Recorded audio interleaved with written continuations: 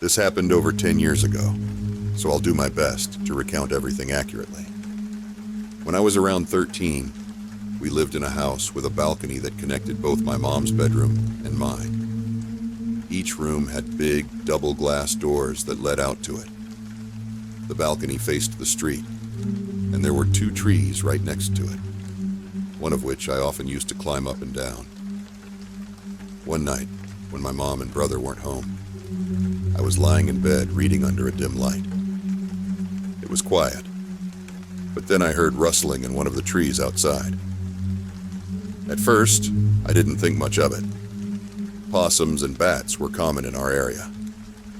My room had thin curtains on the glass doors leading to the balcony, and the streetlight always cast a glow through them. As I was reading, I suddenly saw a shadow move across the doors.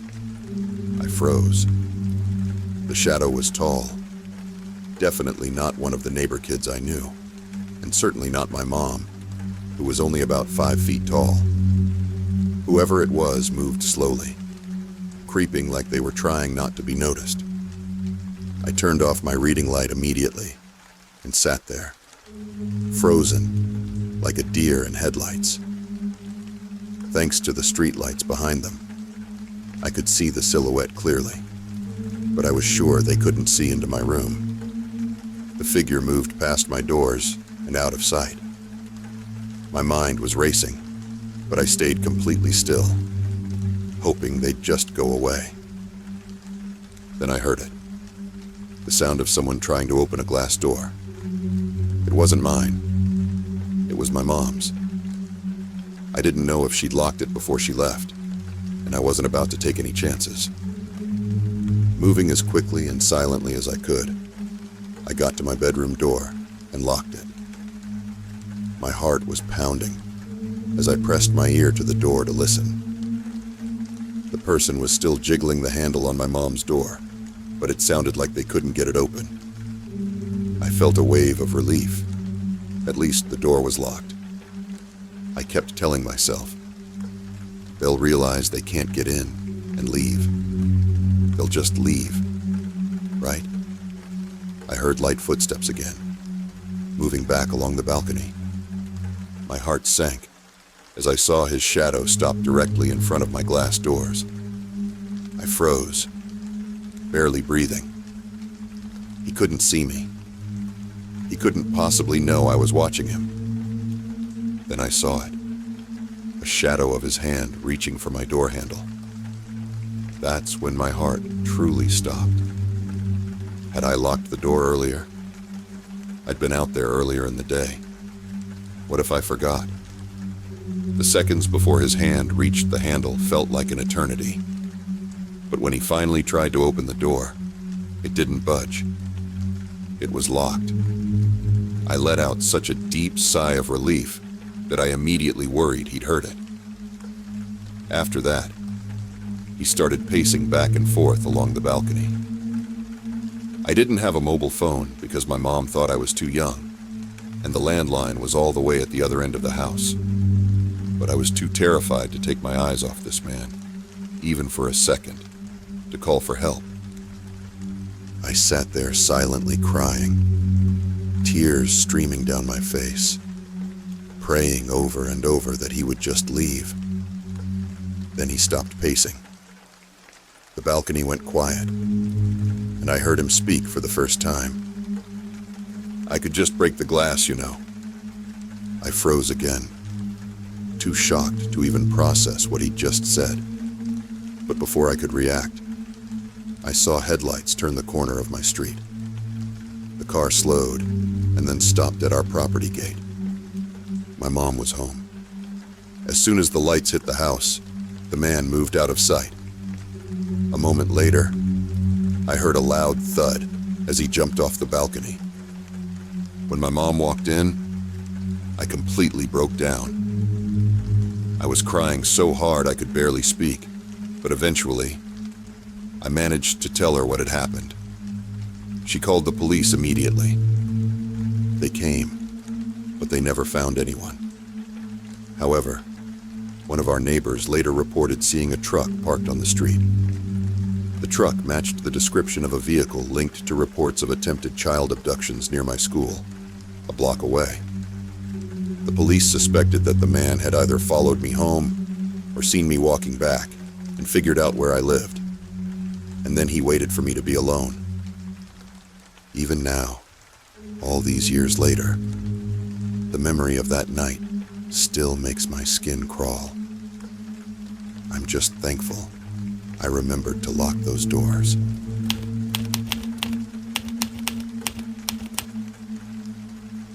This happened to me a few years ago in April, and honestly, I still can't shake how terrifying and strange it was.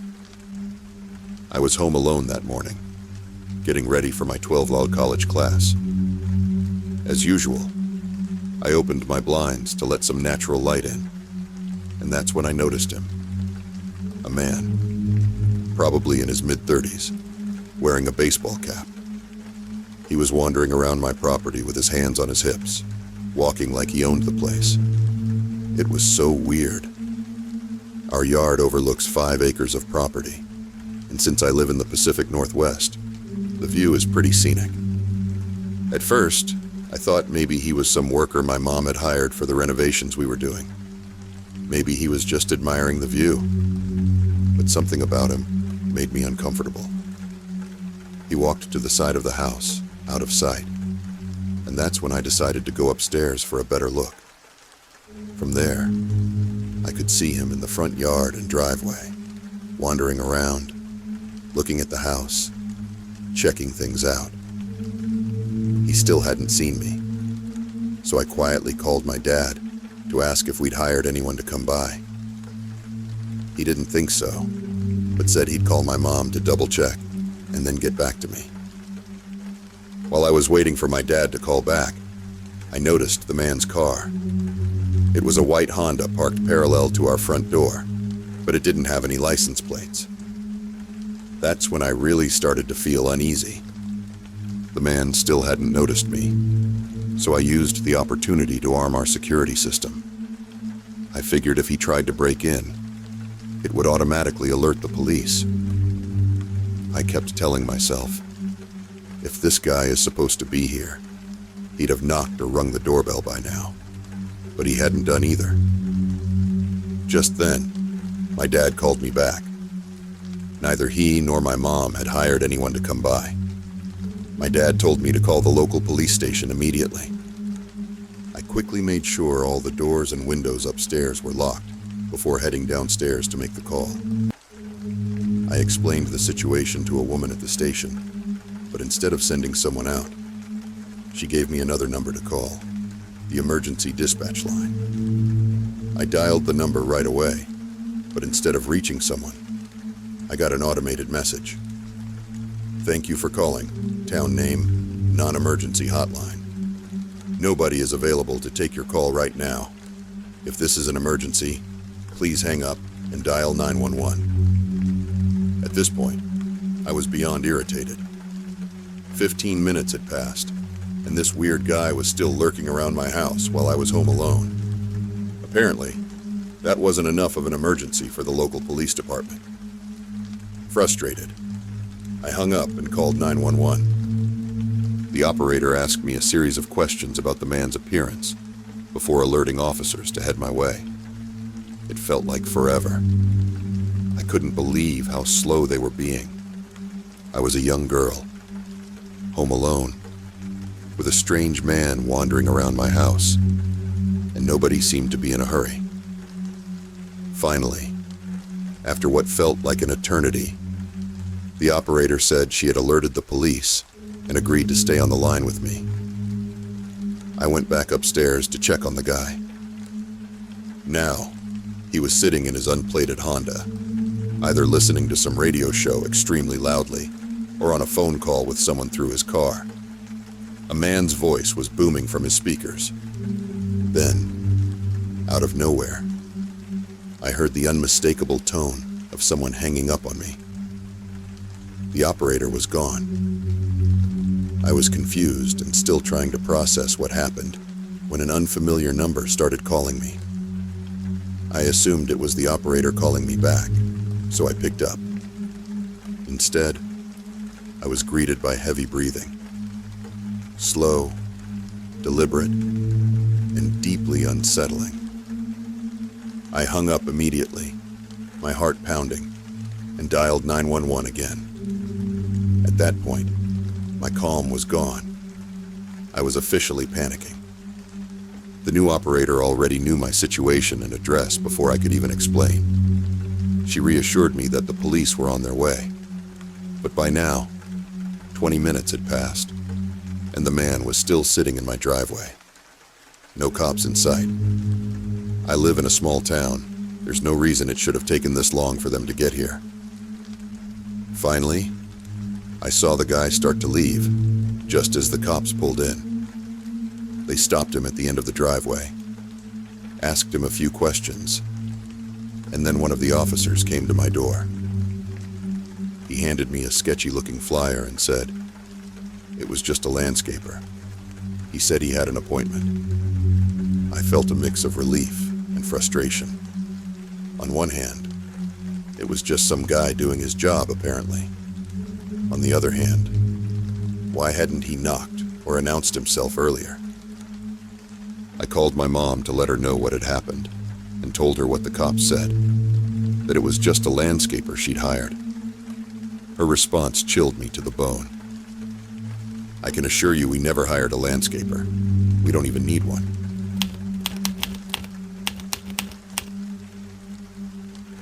It was the middle of summer, and my parents had gone to our house in Cape Cod for the weekend. It's about a 2-hour drive from where we live, so it wasn't a big deal for them to leave me home alone for a few days. My mom had made some pulled pork and pasta for me to heat up, and she left me some money in case I wanted to order pizza. Pretty sweet deal, honestly. The first night alone was great. I stayed up until 3 a.m., playing Xbox, and didn't think twice about sleeping in the next day. When I finally woke up, it was a little past 1 in the afternoon.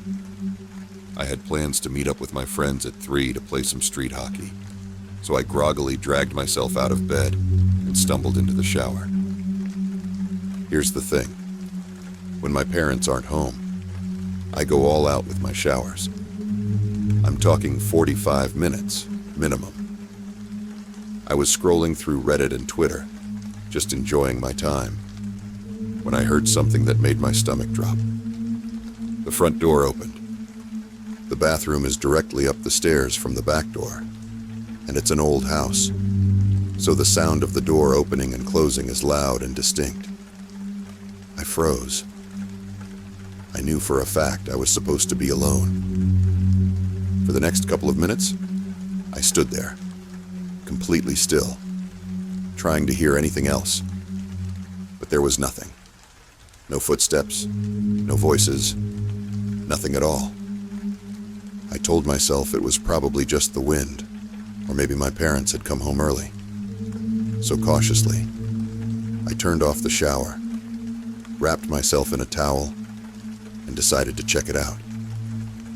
The stairs to the kitchen, where the back door is, are narrow and walled in, so you can't see the kitchen until you're almost all the way down. Even though the stairs creak loudly with every step, I moved as slowly and quietly as I could. It probably took me 45 seconds to go down all 12 steps. When I reached the second to last step, the one where I could finally peek around the corner into the kitchen, I stopped.